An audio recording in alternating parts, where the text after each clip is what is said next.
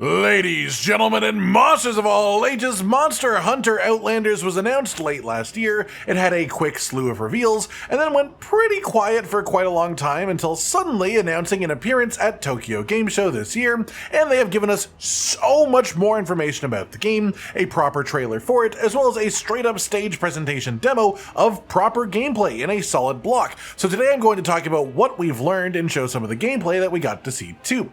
First and foremost, alongside a playable demo on the floor of Tokyo Game Show and a stage presentation, which we'll get into as well, I want to start off by mentioning that they have updated the Monster Hunter Outlanders website pretty drastically, including the ability to sign up for the first closed beta for the game. So if you want to try it out before the release, throw your hat in the ring and see if you get chosen. Farewell, my friends. I go on to a better place. As well, this website has a bunch of new information in general and some new gameplay clips too. We can see some flashy greatsword stuff, and this is in the hand of the main player character, who is called the Fated Adventurer.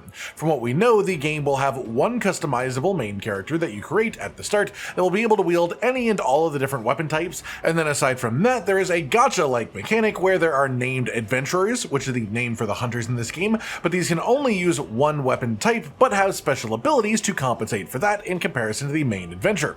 You can choose to either play as the Fated Adventurer or play these other adventurers instead, and we have been shown 4 of these characters known as adventurers so far. The first is Raya, who is the one with the fancy Kuliaku dual blades. She is listed as a disruptor type, and so far these are all split between either disruptor, support, or assault as the 3 defined roles. There's also Madeline, who is the Pookie bow hunter. This is the support type adventurer that we have been shown so far.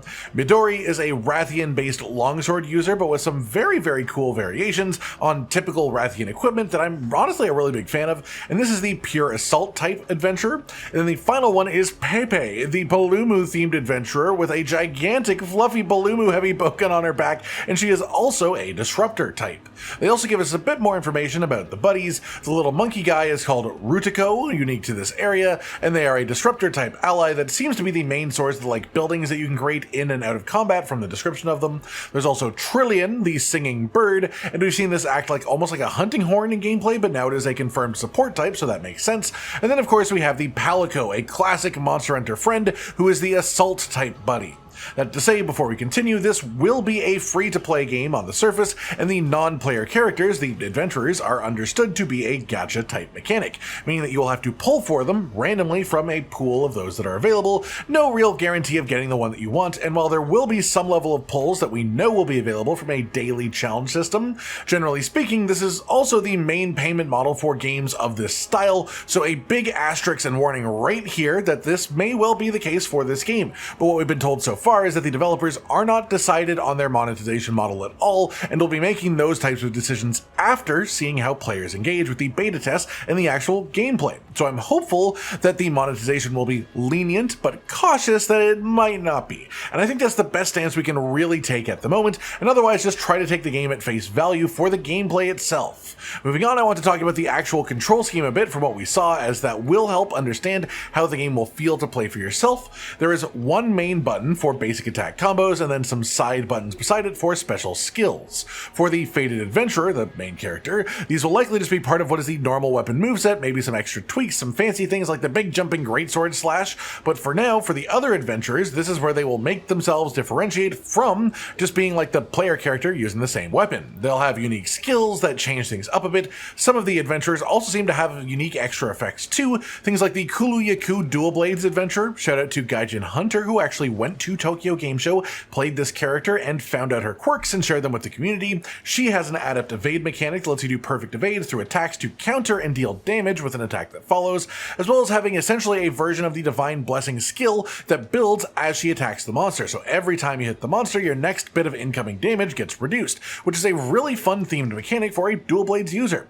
And she also has a sort of ultimate skill that will release a mist that lowers the monster's defense, so an increase to everyone in the party's damage against them. awesome. Every one of these special adventures will have special unique traits compared to the regular sort of fated adventurer, the main story character. We also know that you can upgrade these different sort of extra skills using some sort of in-game currency, and until we know more about the monetization model for the game, it's hard to say whether that's going to be a fun thing or a problem. So for now, let's just say that it is a thing and move forwards. So far, there is no word on controller support for the actual controls of the game, but this does seem like a solid mobile-specific control scheme for the game, and the way that the combat looks in actual motion does have me definitely willing to give the actual controls some benefit of the doubt. Outside of that, there will of course be classic monster hunting gameplay, but there will also be some survival mechanics and base building involved too, and during the TGS demo, there was also apparently an egg heist challenge in the open world, which is just like a classic egg delivery quest, so I love to hear that they've included that. There is Zen Stone Balance, which is some sort of activity based around stacking up stones, and Winged Treasure Hunt, which seems sort of like a fishing mechanic, but in the air, timing circle taps with a flying creature to try and get it to come down so you can get the rewards. As far as the monsters in the game, we've known since the initial release stuff that there is a new monster variation going on in here. We now know that they are going to be called Radiant Monsters, infused with energy from the glowing orange crystals that you can see all over the world and all of the pre-release stuff. And these cause the affected monsters to become more aggressive, as well as altering their movesets too. Like for Rathalos, they've specifically said that he will focus a lot more on his actual claw effects coming off of his feet instead of, his normal fiery sort of shenanigans. Of these, so far, we have seen Radiant Rathian, Radiant Rathalos, who I just mentioned, who was a new reveal at the Tokyo Game Show, and Radiant Pookie Pookie was also huntable for players in the demo available at the event. So this seems to be a pretty widespread bit of monster variation. It's not just strong monsters, it's also some of the lower tier monsters too, and this we can assume then will be then affecting a lot of creatures in the roster, which is cool to see. And we also know that they intend to add to the roster of the game over time, not just adding in more returning monsters, but they will also be doing totally branded new ones for Outlanders as well. For the weapons, currently we know that there will be greatsword, longsword, dual blades, bow, and heavy bowgun, but we have also been told that they have plans to implement more weapons moving forwards, maybe not before the initial release of the game, but they do want to add more of the weapons in than they already have. We also know there is both single player and multiplayer ways of playing this game, and in single player you can just choose up to 3 of the adventurer NPCs you have unlocked to fight alongside you to sort of like simulate the multiplayer feeling. Overall, for my thoughts on the game itself, it genuinely looks really fun to me. The gameplay seems dynamic, and compared to every other attempt at a mobile Monster Hunter game in the past, this one feels the most like it will actually play like main series Monster Hunter games. Of course, I'm not saying it'll be like one-to-one by any means. It's a hell of an uphill battle to try and get that same game feeling, but on a phone. But this game is absolutely trying to at least get close to it. And from the way that the gameplay looks itself in action, and from some first-hand reports I've heard from people who've tried it, it seems really impressive, and it definitely has my attention.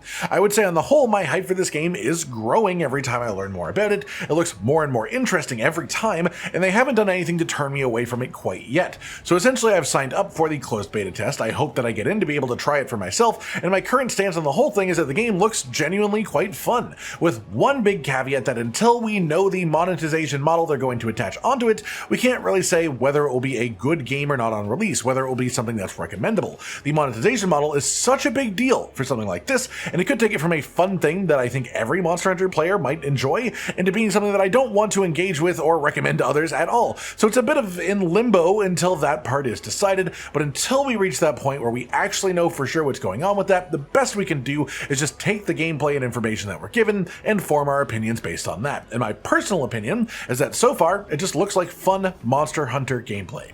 That just about does it for me then today, everyone. A bit of a wrap up of everything Monster Hunter Outlanders going on at Tokyo Game Show or otherwise announced or revealed surrounding the game over the past few days. I hope you've all enjoyed this, and let me know your own thoughts on the game down in the comments below.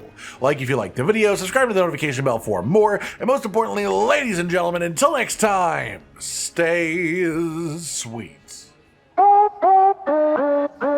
Josh, Cotton, and Hollow with the videos, dropping the humor like a hammer on your tippy toes, bringing entertainment on a daily arrangement to take our insanity and turn it into entertainment. Yes, I said entertainment twice, to reiterate that it is nice to look into your faces on a mostly daily basis when you let us in your homes to make the whole world a stage. Goodbye.